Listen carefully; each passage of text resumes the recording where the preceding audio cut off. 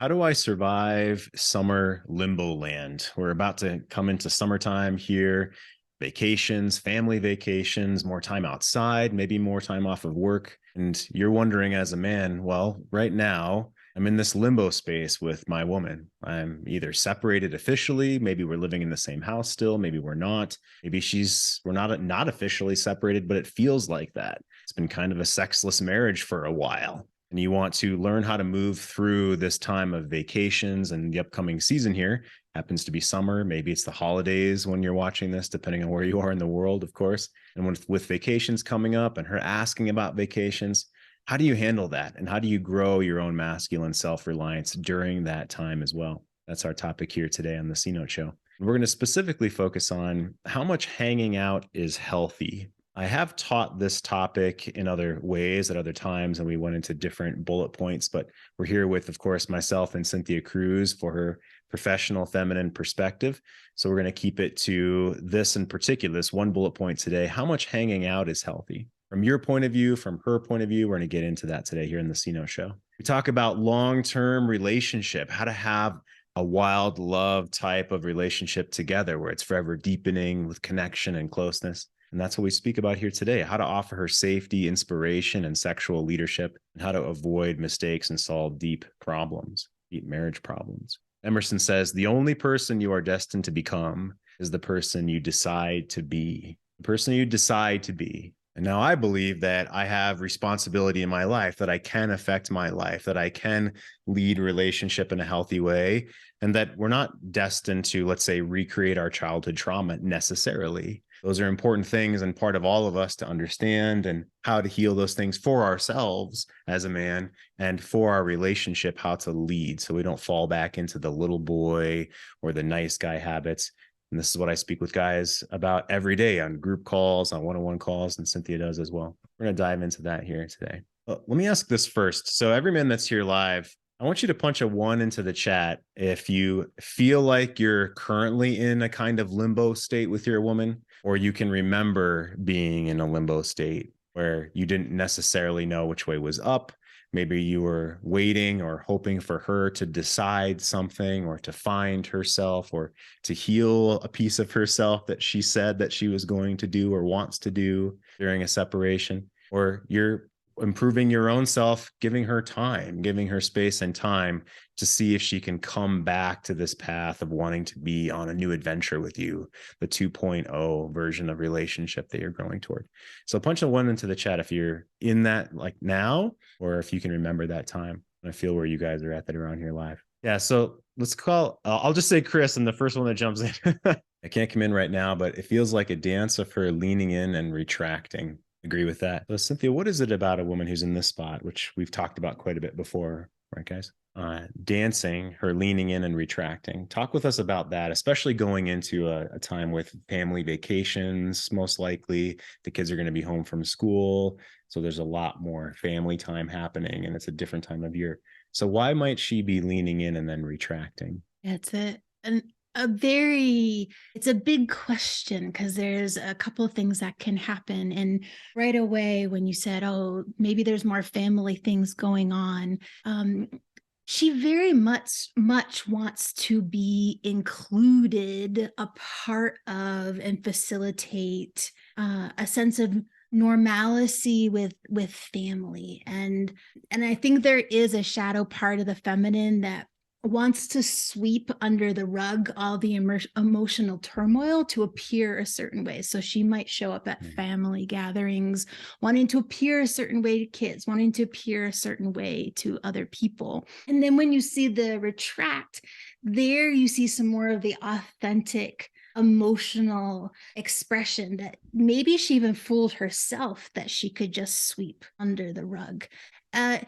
The other part is, too, I've experienced this, like when you as a man are really leaning into your frame and container and deep sacred masculine presence, it becomes like a gravitational pull to the feminine. So she might find herself leaning into you almost involuntarily, and then feel a sense of vulnerability or trying to stay hooked to the past because she wants to prevent herself from feeling pain. So I like it that she feels both, because eventually we kind of want to build her muscle to feel you feel vulnerable, feel you feel vulnerable.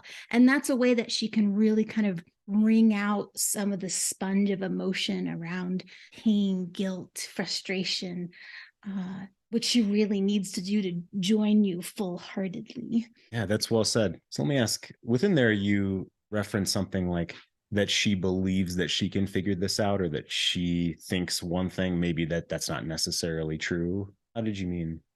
Uh, I do think that as much as I say women don't compartmentalize well, they do believe that they can act a certain way, be a certain way, as almost like they're putting on a cloak or a mask or a hat. And they think that they won't feel certain emotions at the same time.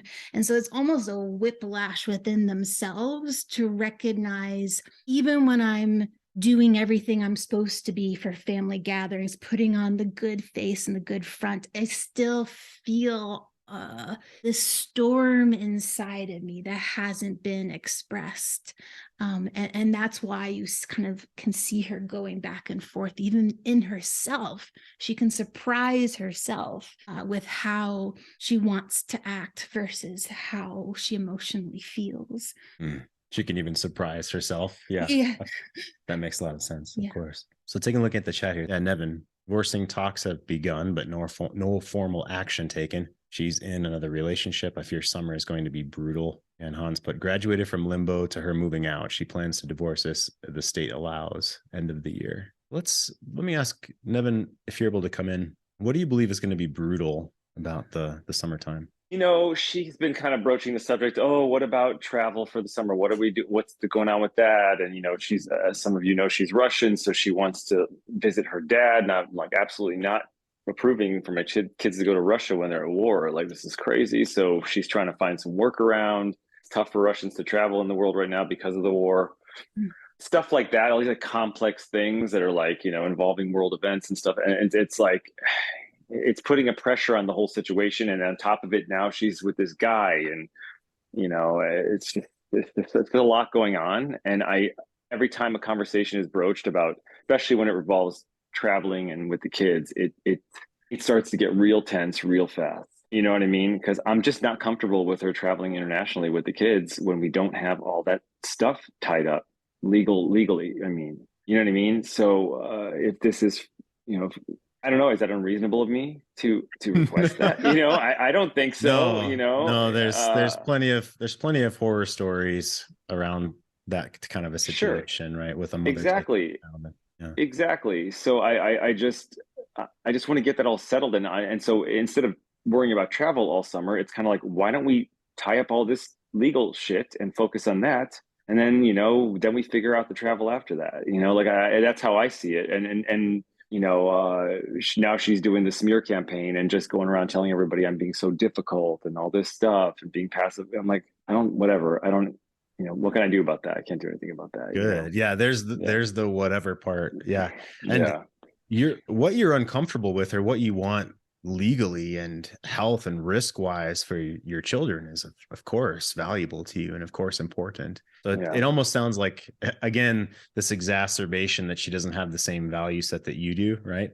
Yeah, absolutely. What are you even talking about? Why is this even an issue? Is the way it seems. Absolutely. No, I mean, it's I've given up trying to really apply any logic to the situation, and I'm just trying to make decisions that are going to be the best for my children, and in terms of safety and health and stability, and be that rock for them. And I that's all I can do right now. And of course, work on myself and continue doing that.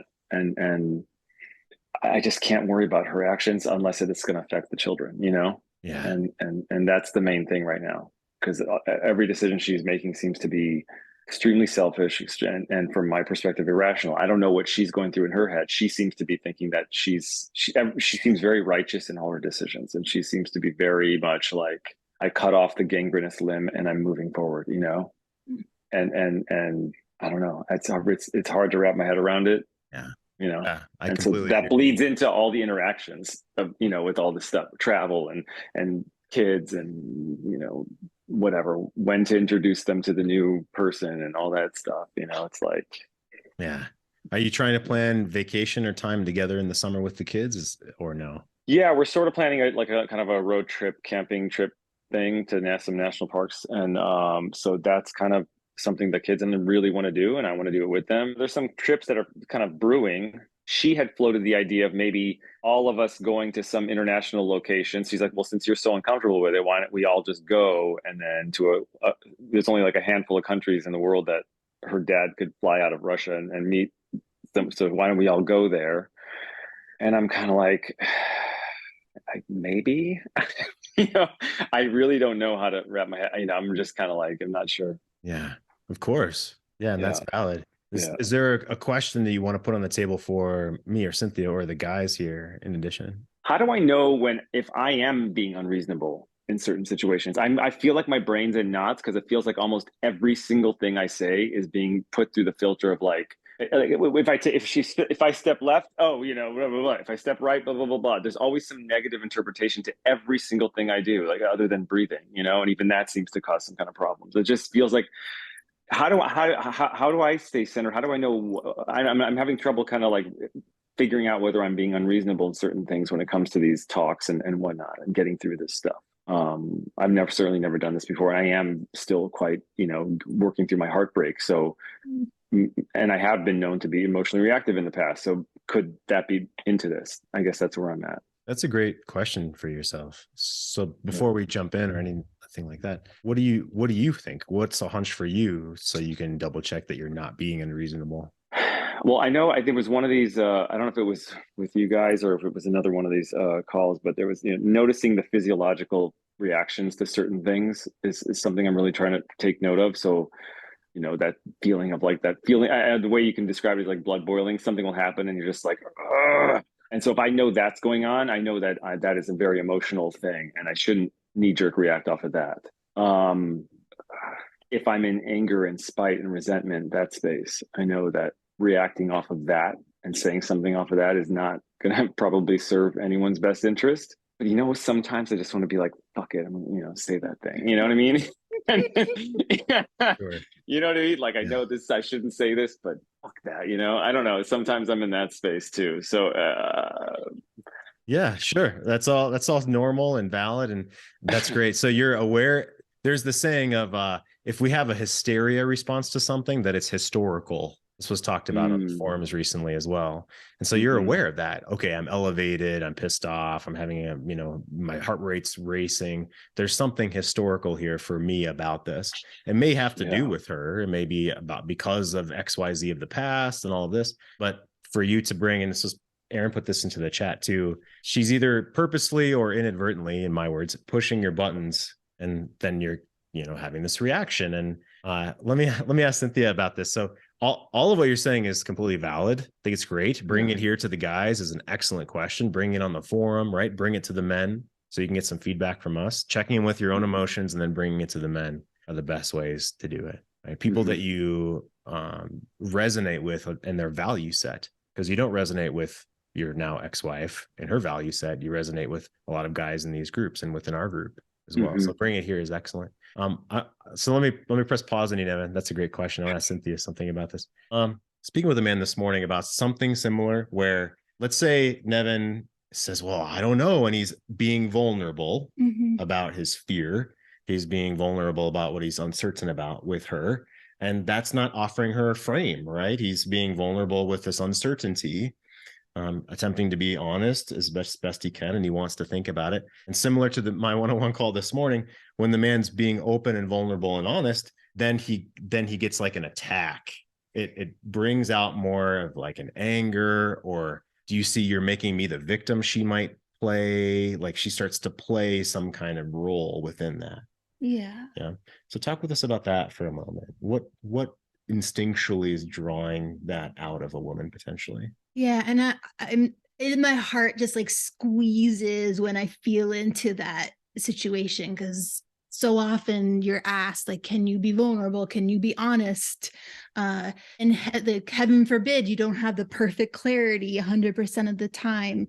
I think instinctually what a woman feels in that moment is, because you're searching for clarity in the answer, she feels the energy of kind of being awash in an ocean. And there's nothing for her to really push against. There's not a clarity to push against or join up with. And so it makes her very uncomfortable. And then women have less than wonderful ways of trying to make their own selves feel less uncomfortable in that situation. And a lot of times she can do that by then putting her discomfort on you, still kind of expecting you to fix it.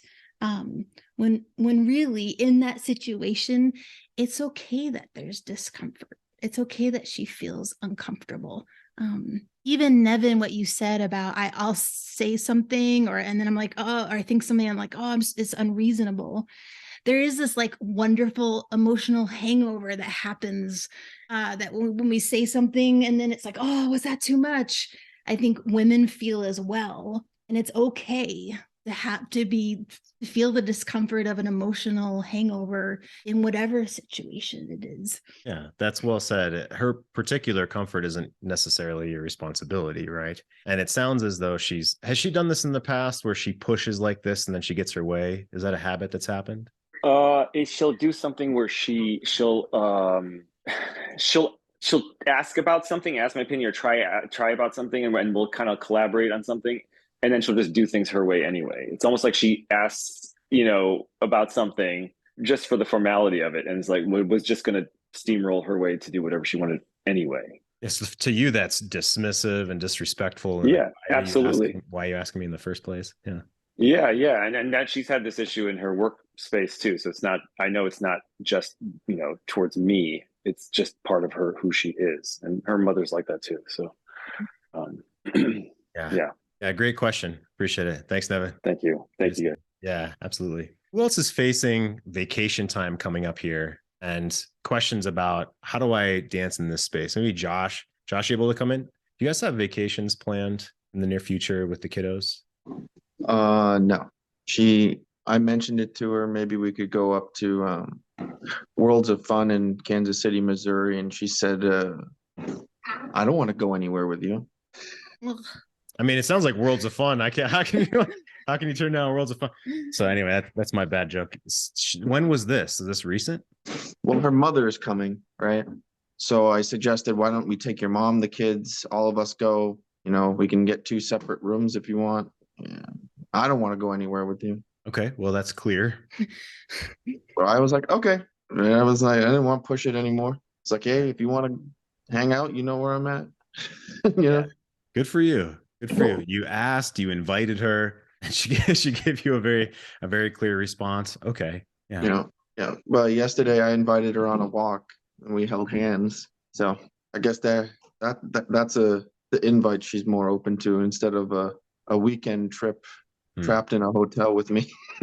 That's what she's concerned about, right? Dancing the staircase for sure. So how are you staying positive and have humor about this? And it seems like it's not stabbing you in the heart. I'm not saying there was no disappointment, right? But it's just, she's in a different place, and I can't be stuck in the past with, I did all those things that she said that hurt her. Yeah. But if I be the victim, then I'm just going to keep getting depressed and shame and guilt. And I don't want to have those emotions. So that's why I'm on these calls. That's why I reach out to other men and just keep moving forward. And I told her, I was like, I'm moving forward. Yeah. You can join me when you're ready.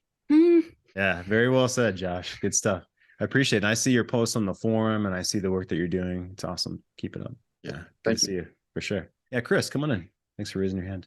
Yeah, I just was going to ask him the question here. Would he not want to just say hey, I'm going to take the kids to the Worlds of Fun, and if she wants to join, great. If not, I'm going. Yeah, that's a good question. Josh, did you want to go do that yourself as well? I can't afford to go on my own because everything's separate right now. So I suggested, why don't we all pitch in, go together as a family. Gotcha. Yeah, thanks, Josh. Chris, I see your point that with an invitation, it can be, if this is something that I want to do regardless, then I can invite her along. I've invited her to more things, you know. Hey, Saturday I'm going to the gym. You want to come? I'll think about it. Sometimes it's not just a straight up no, or hey, I'm having this special dinner tonight. Would you like to come have dinner with me and the kids? I'm good. I already have plans or something, you know. Okay, have fun. So, you know, stuff like that. Yeah, nice. Yeah, Chris, you're muted. Come on in. Have you practiced that? Did you practice that space of, hey, I'm doing this plan. Would you like to come along? Well, I'm not married anymore, so I can't Right. really relate. But yeah, I definitely, even when I was married, I definitely would do that because I always like to do things, and Right. but it was really, I can't, you know, I don't always relate to some of the stories because I didn't really, you know, I was kind of like, oblivious to a lot of it, you know, until the end. So there wasn't like this, I didn't have a Limbo-land necessarily until the very end where it was kind of already over. She had an affair with somebody else. So there was really, she said she wasn't happy. And, you know, and I looked at it and I said, well, you're never happy. And I get that what I did was wrong at the time, but I said, you're never happy, you know, because she was always looking for a new car, new house, new painting, new something to bring her joy. And, you know, in the work that I do, I realized, well, you're never happy. And I get that now, you know, that wasn't her cry, but, so it went from there to, you know, within months escalating into an affair. So it really, there was no like we had traveled like in November, like, so we're still looking at houses right before she had an affair. So there was really like, I was in that moment of really kind of oblivion, I guess, shock. Yeah. Sure. That makes a lot of sense. So there wasn't a time when she wanted to do family things necessarily. Did she ever invite you to family time together? No, because it was like at the time we were like I thought we were still a family that would just we just didn't talk very much, but you know we did family things together. But a lot of it is she worked a lot, and so you know I was the primary caregiver really as far as like taking care of my daughters or my daughter and her daughter. So I did all the cooking and most of the cleaning. So for me to say, hey, we're going somewhere on Sunday, you can come. I don't know if she wants to sleep in because she'd been working and blah, blah, blah, blah, blah. And, you know, so I would just go and do things anyways, for sure. Or I would have did nothing. So, yeah. Right. That makes but sense. There was still, we would travel and we did things together. So, you know, it wasn't like some of these situations where it was, let's try it out, because in her mind, there was no opportunity. It was like her focus was on moving in and starting a relationship with this new guy. Gotcha. Yeah. Yeah. So, well, let me ask, for this summer, for you, what are you looking forward to for yourself and with your daughter? Yeah, good. Yeah, there was talk about going to Mexico and swimming with some whale sharks because that's something I was going to do prior to the pandemic.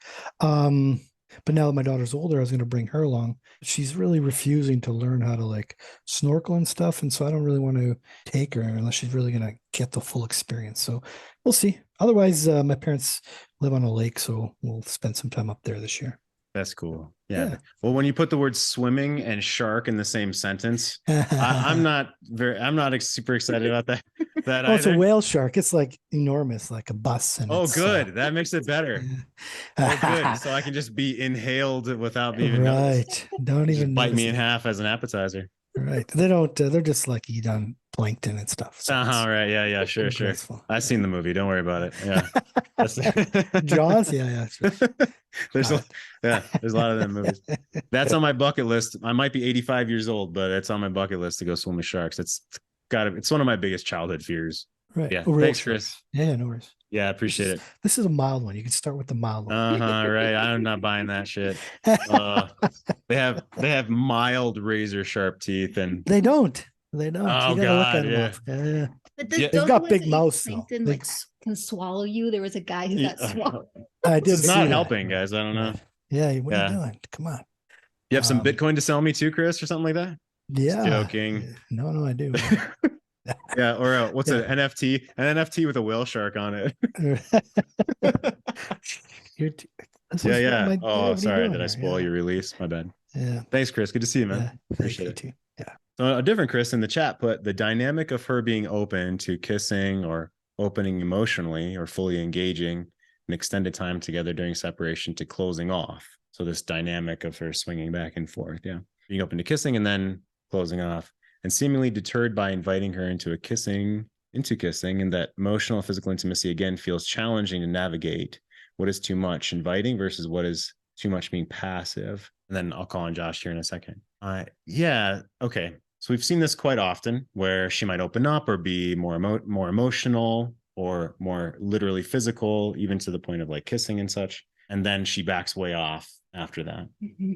Like, and he's asking, and we can talk specifically, Chris, about how to handle this for your own self as well, depending on if we have time for that, or if that's appropriate for this particular call. But from her point of view, what is that about, would you say?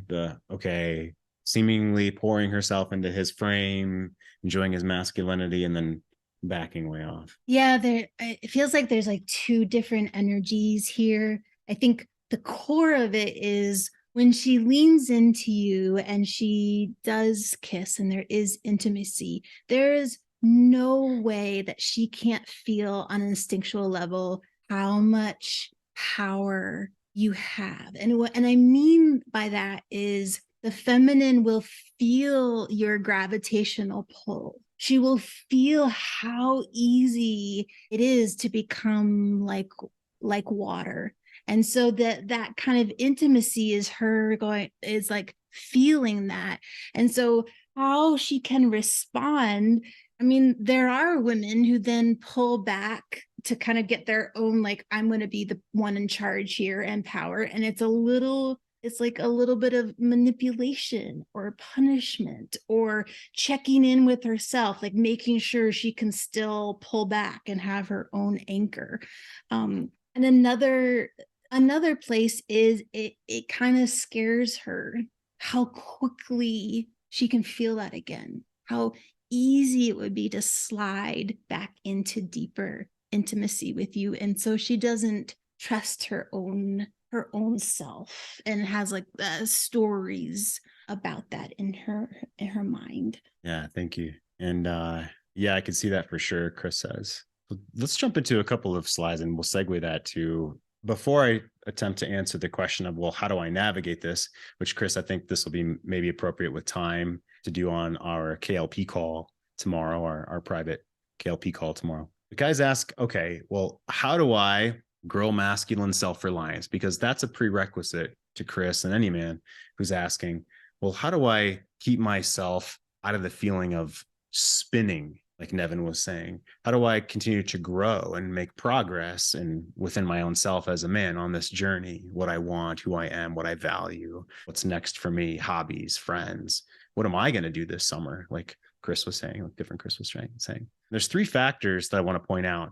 So where are you on your journey of climbing something? You're moving towards something that you're passionate about, where you feel purpose within. Maybe it's this work, maybe it's reading, speaking with other men, maybe it's connecting with old friends, maybe it's a new degree. Many men jump into the next level of their career. So what are you stepping up? What are you moving toward? There needs to be something. You feel like you're tumbling down, then you're not going to be in a spot to be able to lead or ask her to hang out in an intimate way. What kind of hanging out is happening is number two. If it's just with the kids, are you aware, as Cynthia and I have talked about in other episodes, that she can very much segregate her intentions of family time versus intimacy time with you? So in this picture, the woman's laying her head on his lap here, right? So that's a certain distance up the staircase of intimacy, let's say. That's a certain type of hanging out. They aren't just 20 feet apart with the kids in the room, and he's not fooling himself thinking that that's one-on-one time, because it's not.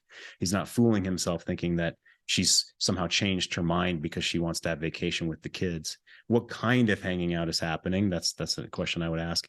And then finally, number three is, are you having an emotional hangover when you hang out with her? So if you see her and you have this 3-day or 5-day or 7-day just spinning kind of emotional hangover where you're completely ungrounded and it feels like, you like move into sadness and despair and you don't know which way is up and you lose motivation.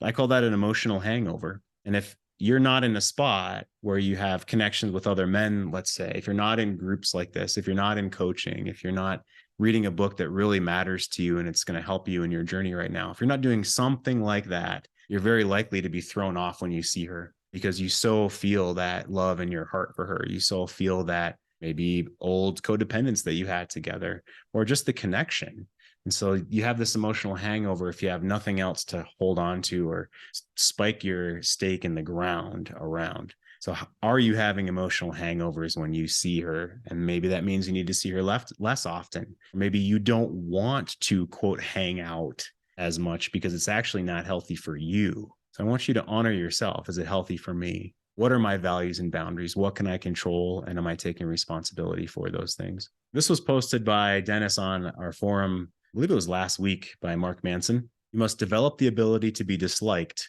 in order to free yourself from the prison of other people's opinions. We talk about this so often here on these calls and in coaching.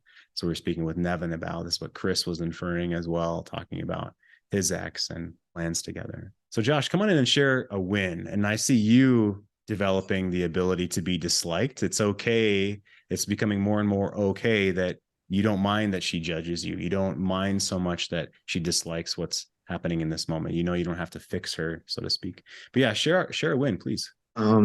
So I went couples counseling, and this is my wife that said she doesn't want to work on their marriage, but will go to couples counseling. So there's a contradiction. She was pretty open in there, shared a lot of things. And then on the way back, I said that was a great conversation we had in the counseling. Yeah.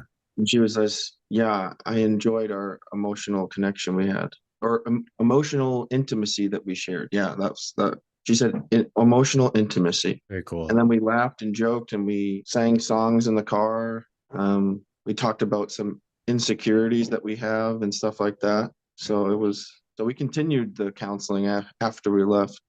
Very cool. Yeah. Thanks, Josh. I appreciate it. She must have felt safe to open up to you. I'll ask Cynthia about this here. We talked about flaky friends and how that makes us feel. Yeah. Yeah. Good stuff. Thanks. I'm going to press pause.